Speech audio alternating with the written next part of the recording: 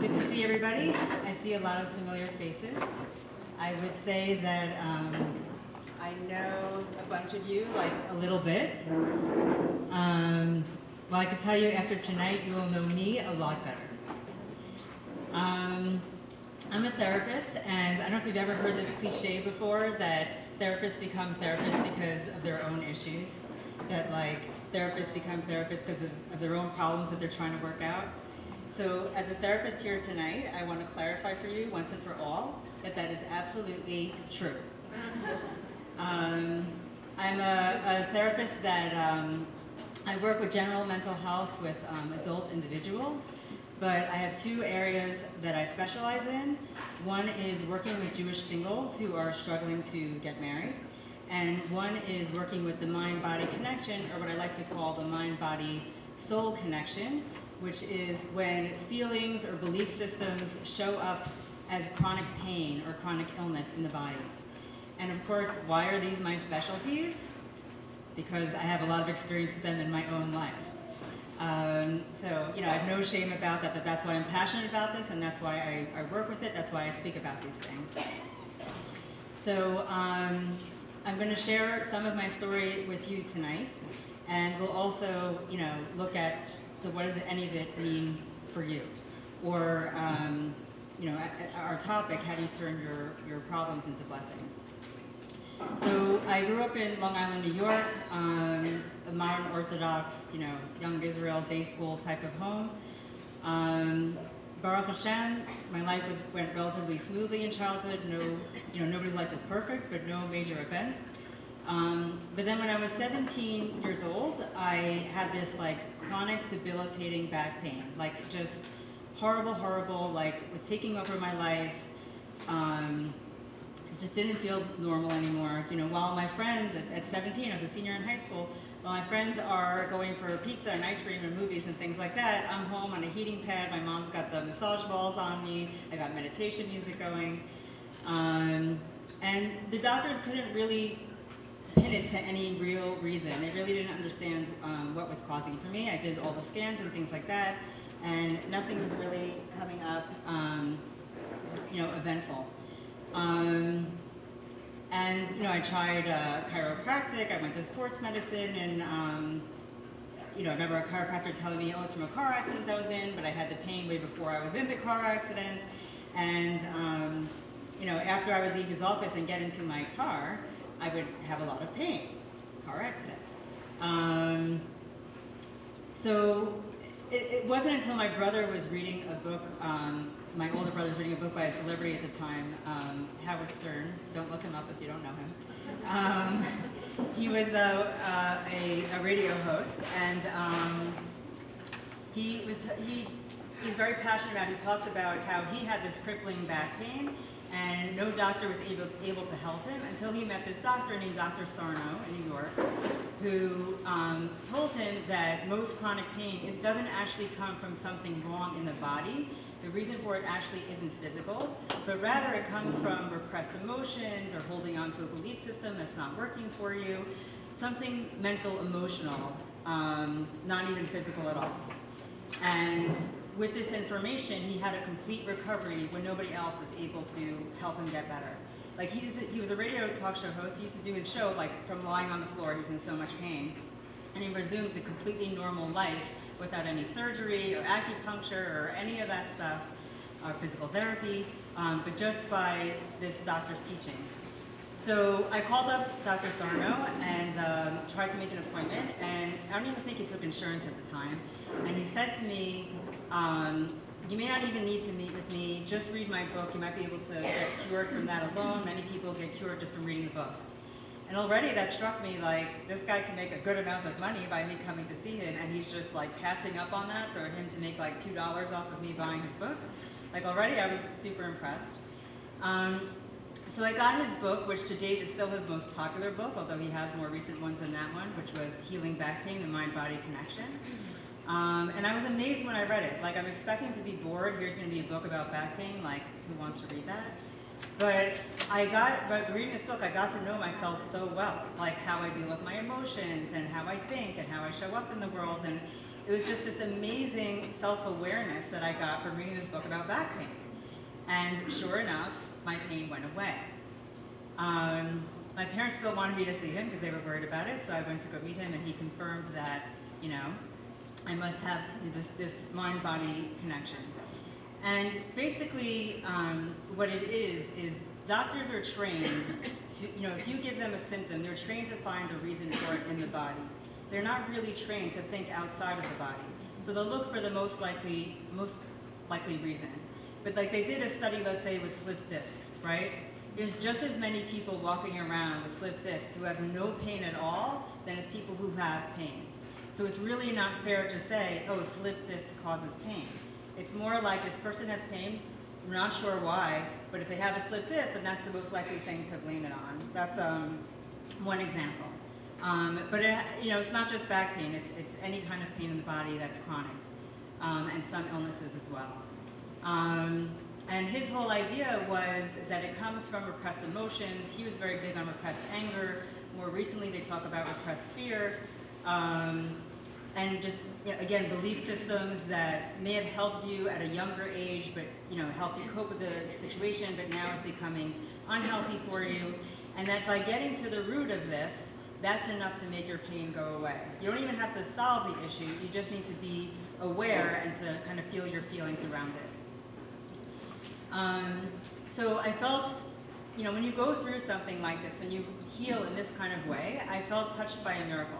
Like, to go from this chronic debilitating thing, and like I hate to say it, it was very depressing. Like, I had my whole life ahead of me, I was very young, and I felt like if this is what life is gonna be, I don't wanna live it. Like, it just isn't worth it. And the truth is, it doesn't even matter if you're that young. Like, chronic pain is not normal at any age. Like, nobody should have to live that way.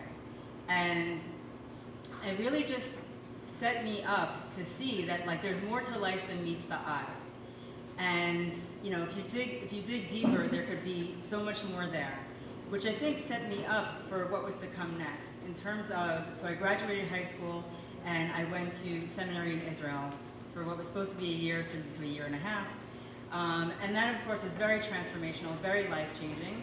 To this, you know, I had been observant my entire life.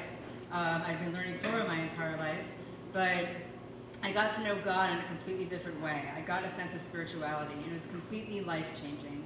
And so it's amazing that even to this day, I credit so much of like the best things in my life, whether that be my work as a therapist, whether that be my relationship with Hashem and spirituality, whether that be my self-awareness and self-confidence, the quality of my relationships. I attribute it all to starting at that point when I went through this discovery of the mind-body connection.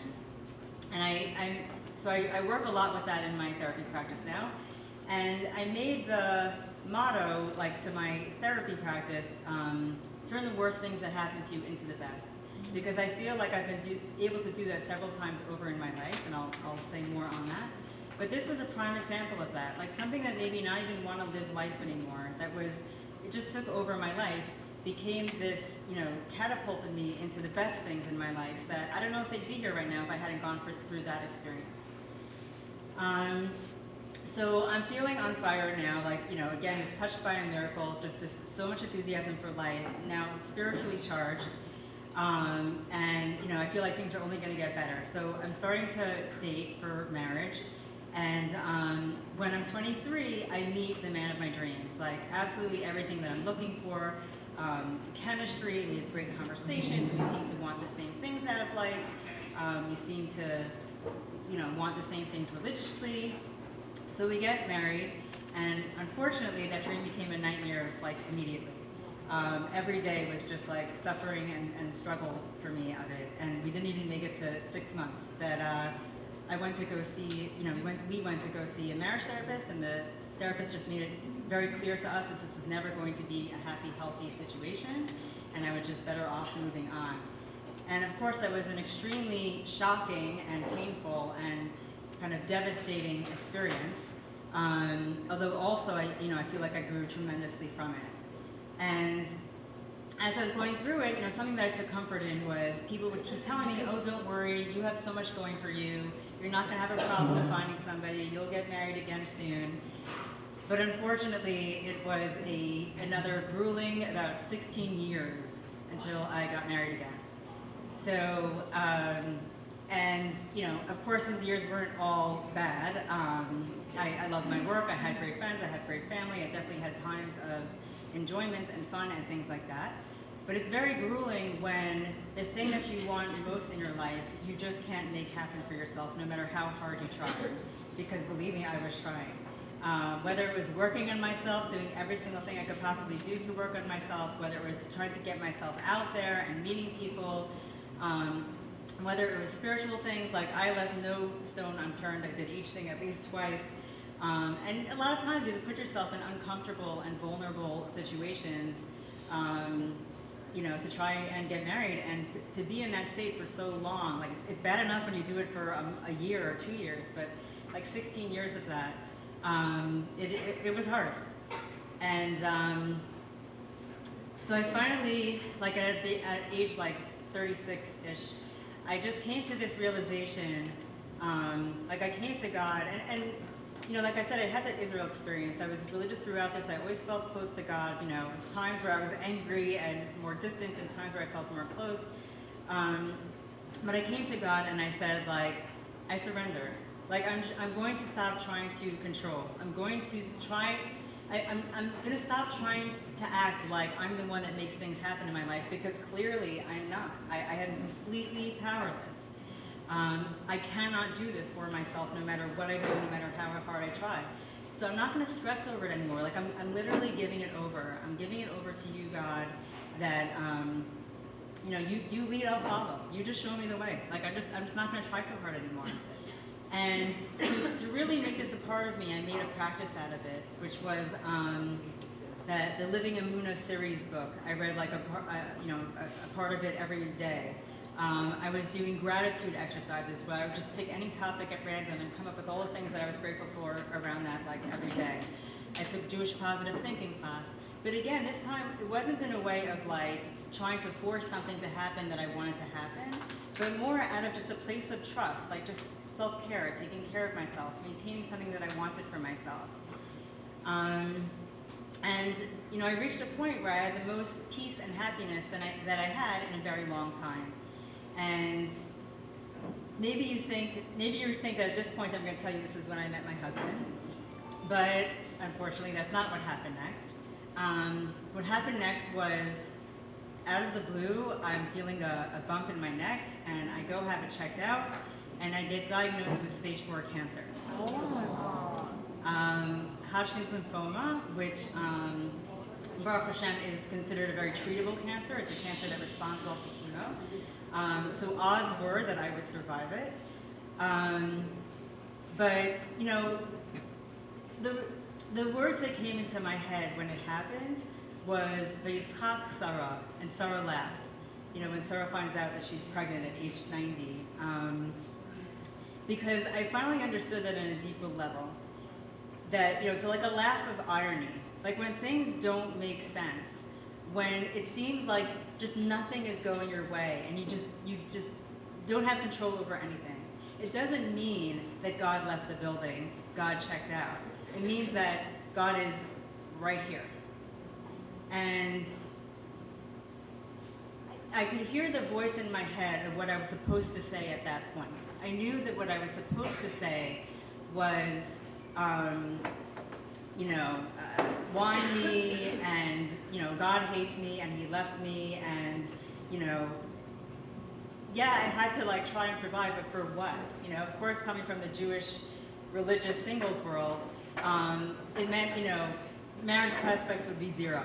You know, it was hard enough. I was 37 when I got diagnosed, so it was hard enough to find someone at 37 to get married. Like already men are saying, oh yeah, I want to have kids, I want to have multiple kids, I don't know, you know, it was hard enough to get a date then. If I survived, having had cancer, going through 6 months of chemo, you know, people's fears about what they would do to having kids, it just wasn't going to happen. So it's like, do I even want to survive this? Like, it just really, you know, that was the voice in my head. But more subtle, but definitely there, was this feeling inside, this gut feeling just this kind of like pulsing, that when I paid attention to it, the voice that I heard is, who says this is bad? Who says this is bad? How do you know this isn't good? And I made a decision in that moment that I was going to come up with my own associations. Like, what were my associations with cancer? With things I saw in movies or read in books about, being gaunt and white and throwing up all the time and very sick and frail. And I said, who says that that has to be me? And I decided that this could be my Akedas Yitzchak moment. When Abraham was given 10 tests, and the biggest test of all was when he was told that he needed to sacrifice his son. And he was able to do it, or attempt to do it, in peace, because he was just in this total state of trust, in this total state of, it's all good. And I felt that by paying attention to that feeling inside, put me in that state. And I didn't worry, I didn't get angry, I didn't get upset. I was really able to just accept that fate and move forward to it. And just like, Abraham, I said, if I can see this as my test and pass it, like, who knows what's on the other side of this? Like, why should I decide that this is bad? Who says this is a curse just because it looks that way? Like, maybe this is blessing waiting to come to me. I have to tell you that cancer was one of the best times of my life. Wow. I really felt in this cocoon of the only things that matter are the important things in life. Like, I can't tell you how hard it is to watch a TV show or gossip with your friends when you're dealing with life and death. Like, all those things feel so stupid and unimportant.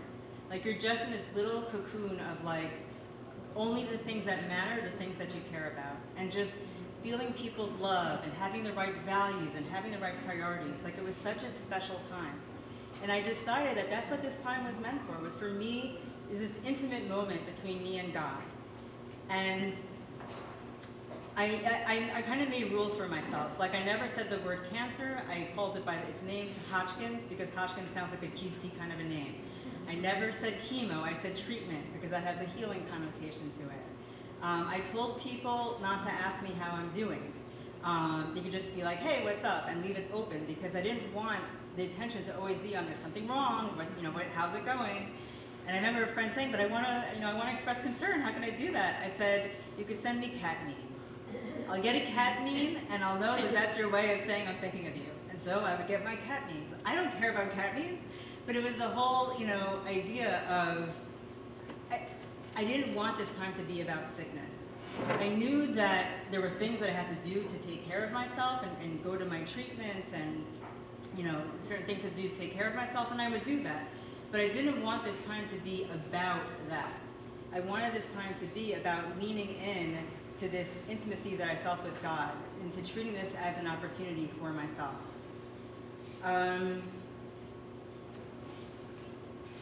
Within 2 months of treatment, I went from stage 4 to cancer-free.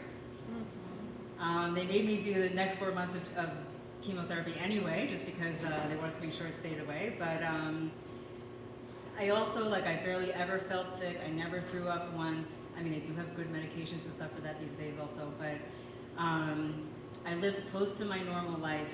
It really was not about illness for me. It was about this opportunity. And I kept it secret for the most part. I didn't tell most people. And the reason was, I'm going to be honest, this is what happens when you tell people you have cancer. And nobody ever said these words. I was able to just hear it, in my head. I could see it in their eyes. You tell someone, the first is, oh my gosh, are you going to die? The second is, oh my gosh, am I going to die? Because if you can get cancer, that means I can get cancer. So I'm like, who needs that? Who needs that negativity? Who needs that fear? Who needs it making about them, this thing that's happening to me? So, it's just very important to me that I keep this positive energy about it that I felt.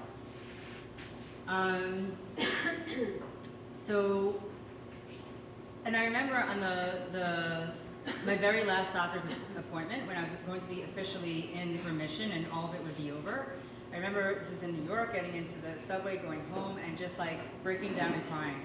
And some of those tears was, relief. It's over. It's behind me now. I got through it. But a lot of it was sadness, that I was actually going to miss this time in my life. That I knew I wouldn't be able to maintain that same level of clarity and connection and priorities that I felt when I went back to normal life. And, I just prayed to God, like, just please, like, I know it's inevitable that I can't stay here, but please help me to keep coming back. And, just a side note also, if you ever wanted a beauty tip, while I was going through this, I said a lot of people, didn't know. People kept looking at me and telling me how great I looked. I'm like, And, I did lose my hair, a very painful thing for an older from single and living in Flatbush to put a shades on when she's not married. Was, there's definitely painful parts of the story. But, so I was wearing a wig, but people would tell me how great I looked. And somebody said to me, I had a therapy office in Manhattan, and one of the receptionists in there said to me, she's like, am I allowed to ask, are you pregnant? I'm like, oh my gosh, that's like the worst thing you could ask. I'm like, no, why? She's like, you just have this glow about you. You just glow. And I thought to myself, oh gosh, either that's the toxic chemicals that are coursing through my veins. But I'll tell you the truth, what I really think it was, is they say that Hashem's Shekhinah, his presence, rests over the head of a sick person. And I truly believe that that was the reflection of the Shekhinah resting above my head, that I had this glow to me.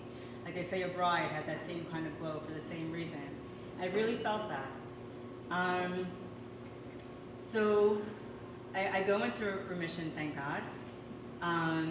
8 months into remission was the first date with my now husband. And I was always so worried dating older that, I would just have to compromise in order to get married. I would just have to settle to get married. But my husband was better for me than anything I had ever been looking for. And I really think that going through this process also helped me to really focus in on like what was important and what I needed. But the most important thing was, the most important takeaway that I got from my whole experience is, like, odds don't matter. When I had everything going for me, when I was younger and I, dressed to the nines and, I was a size 2 and all those things, none of those things helped me get the man like everybody thinks it does. But when I was older and I had just gone through cancer and 6 months of chemo, it happened. And then I remember, so when I got engaged, everybody started saying to me, like, start fertility medication right now, like just start it right now, don't even wait. And I understood why. Like there was a very good chance that I would need it. I mean, even trying to have a kid when you're older without having just gone through chemo and having had cancer can take a long time or be very hard, But I said to people, if I do that, I'm not even giving Hashem a chance. Like this whole experience showed me that like with spirituality, anything becomes possible. If you put your trust in Hashem, anything becomes possible. So if I start with fertility medication right now, it's like I'm saying to Hashem, I don't believe that under the circumstances, you can make it happen. 9.5 months after my wedding, my Yehuda was born. 20 months, Yehuda, to give thanks to God. 20 months later, I had my Shalom. Shalom is considered the ultimate in blessing. And all without any intervention, no treatments, no medicine, no anything. So I really feel like it was like God giving me like a wink, like, you got this. And that was the culmination of my Akedas Yitzchak moment. So why am I telling you this? What does any of this mean for you? I'm telling you this because this isn't my story. This is all of our stories. When I have shared this story before, people have said to me like, oh wow, you're so amazing, how did you do that? I don't think I'd be able to respond that way.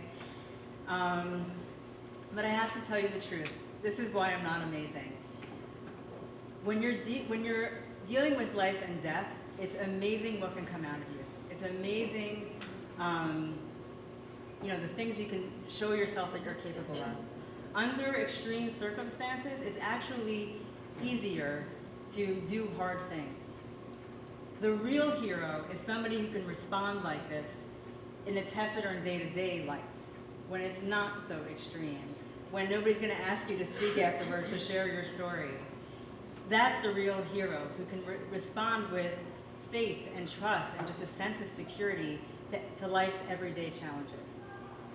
So what I wanted to move on to next was what I consider 5 ways to turn problems into blessings. So these are the main lessons that I kind of took out of my experience. So one is, we don't live in reality. We live with our interpretation of reality, the story we tell ourselves. The associations we give to our circumstances becomes our life. You get more of what you believe.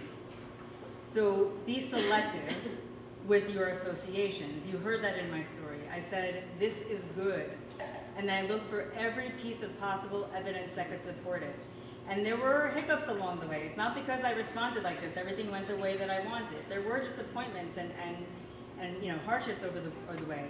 But I looked at those hardships and I laughed them off. I said, I'm not scared of it. And I was in this place of trust where I was really able to mean that. Number 2, don't buy into the illusion.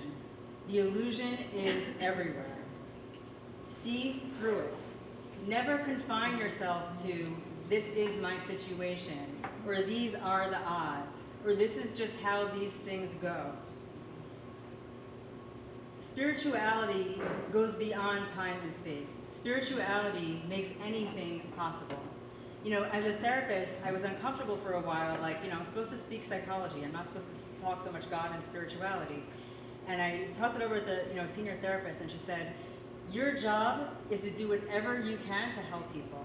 And if you feel like they will not get as much help as they can because you left that out, then you're doing them a disservice. You can always ask them if they like it, if they're comfortable with it, but you have to share that. And that's why I feel so compelled to, because I feel like psychology, personal growth, all of that, it can help you to heal, grow, feel better, but spirituality makes you limitless. Also, negative feelings like sadness, even anger, shock, there's a place for those. This doesn't have to be a bad thing. It's a very healthy part of normal life, but it can coexist at the same time with hope and optimism and positivity. They don't have to be different from each other. But feelings like despair or fear, that means you're out of alignment. That means that you're lacking trust. Number 3, our power is not in control. Our power is in surrender. I think this is very hard for women in general. I think this is even harder for religious women, because I think a lot of times we think that religion is working hard to get God on our page. What do we have to do to get God to do what we want him to do? And there's some validity to that in terms of, of course you should pray for results that you want, and you should expect that doing mitzvahs and things like that can help you get the things that you want. But you can't be tied to that outcome. It's the ability to go for the ride. I like to say, not why me, but okay, let me see why me. Like if you're giving me this, let me see how it plays out. Let me see what it's meant to do for me, what I'm meant to, how I'm meant to grow, or what I'm meant to achieve because of this experience. Stop trying to lead so much and rather allow yourself to be led. You don't always have to know where things are going. Number 4, Emunah should be, trusting God should be a visceral experience. I think that most people's sense of Emunah is actually incomplete. By visceral, I mean like a felt sense of it. You should have a feeling of it in your body. For most people, their Emunah is in their head. They think it's a belief, it's a trust, it's a thought, it's a commitment. But true Emunah is a gut experience. It's an intuition, it's a knowing. But so many of us cover that up or don't listen to it or don't take it seriously. So you heard that in my story where I said I heard the voice in my head, but I felt this pulsing inside of me and I went with the pulsing. That is, your intuition is godly. That is God communicating to you. And I can tell you as a therapist, so much of what makes people sick today, whether that's physical or emotional, is they're so cut off from their intuition. And they don't trust themselves, and they drive themselves crazy because they can't just get themselves to a state of just allowing. And number 5, there is no such thing as bad luck. Nothing is random. So the challenge you have, you don't have it because, oh, okay, bad things happen in the world and God decided that I should get this one. Like, no, there's some kind of message in it for you. There's some kind of calling for it in it for you. There's something that you are meant to achieve by going through this. So don't make your problem about the problem. Tend to it. Do what you have to do for this problem, but don't make it about that. Make it about the calling, about leaning into what is this meant for you. Don't distract yourself from it. Don't try to avoid it. Don't learn how to just live with it. Don't get lost in blaming somebody else for your problem. And probably most important, don't get lost in blaming yourself for your problem and being too hard on yourself. This situation was designed for you. This mentality of, it's not supposed to be this way. No, it's exactly supposed to be this way. And when you can see that and live from that place, you just see doors open for yourself.